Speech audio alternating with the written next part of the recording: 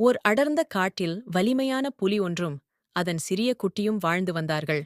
அந்த புலி தனது வீரத்தால் காட்டு விலங்குகளின் மத்தியில் மிகுந்த பயத்தை ஏற்படுத்தியிருந்தது. ஆனால் அதன் குட்டி மிகவும் பயந்த நிலையில் இருந்தது. குட்டி தன் தாயிடம், அம்மா, என்னால் வேட்டையாட முடியாது, பெரிய புலிகளைப் போல நான் சிறந்தவனாக இருக்க முடியாது என்று கவலையுடன் போய்ச் சொன்னது.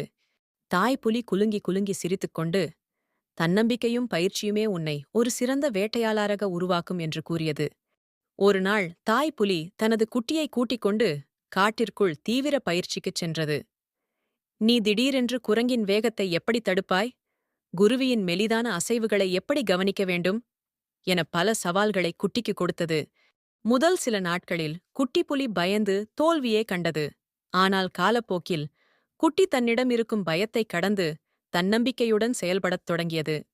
ஒரு நாள் குட்டி தன் தாயின் உதவியின்றி ஒரு சிறிய மானைக் காட்டுக்குள் வேட்டையாடியது. அந்த தருணம் குட்டிக்கு தாய் புலி தன்னம்பிக்கை வரத்தை வழங்கியது. தாய் புலி மகிழ்ச்சியுடன், நீயே உன் தன்னம்பிக்கையை கண்டுபிடித்தாய், அது வாழ்க்கையில் நீ எதை வேண்டுமானாலும் சாதிக்க உதவும் என்றது. புலிக்குட்டி தனது தன்னம்பிக்கையால் வலிமையாக வளர்ந்து காட்டில் மகிழ்ச்சியாகவும் வெற்றியாளராகவும் மாறியது.